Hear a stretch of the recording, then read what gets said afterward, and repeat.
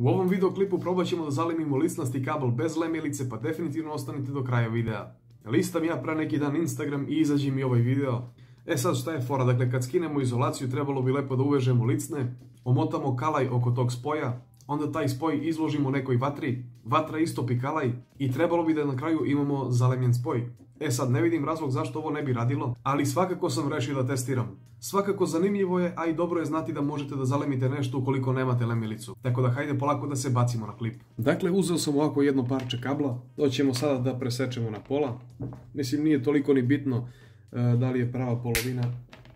I sad jednostavno skidamo izolaciju sa krajeva. Dakle, ja ću malo dalje da skinem izolaciju, čisto da bi imali lepši pregled. Sad, ja sam brzo skidao izolaciju tako da sam malo usekao žile, ali vi pazite, ukoliko stvarno radite nešto ozbiljno ovako, da ne usečete žile. Isto to radim i sa drugim provodnikom. Ok, imamo sada dakle dva provodnika. Skinut ću ovako malo više izolacije sa obe strane.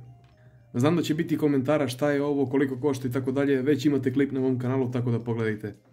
To bi bilo to, sad bi trebalo da se spoji ovo.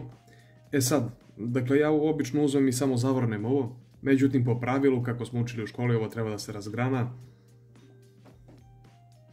I ova strana takođe.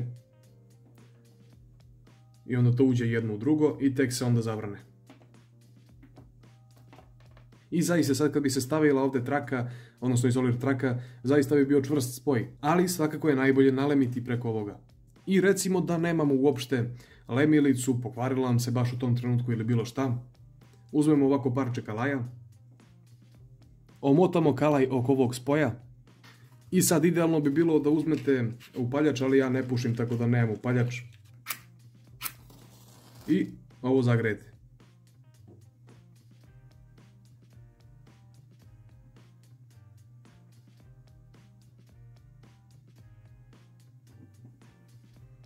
Brzo ću još jednu da zapalim.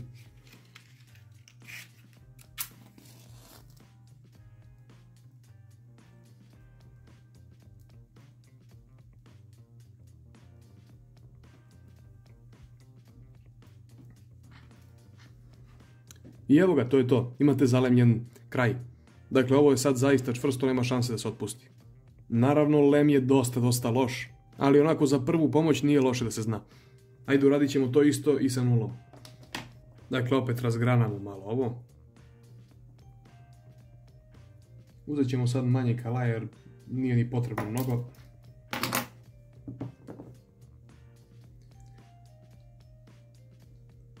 Opet savijemo kalaj oko samog spoja. Sad trebalo bi da kalaj bude što više na sredini, ali ovo je samo test.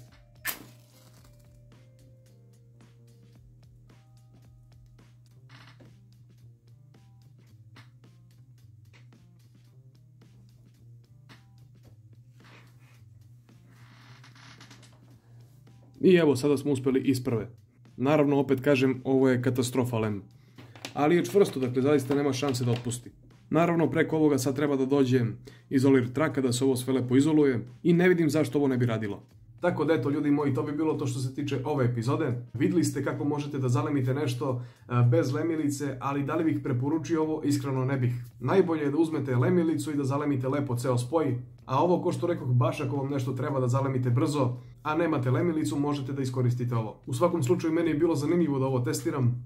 Vi napišite u komentarima da li ste i vi nekad ovo testirali, a mi se vidimo u nekom narednom klipu. Veliki pozdrav!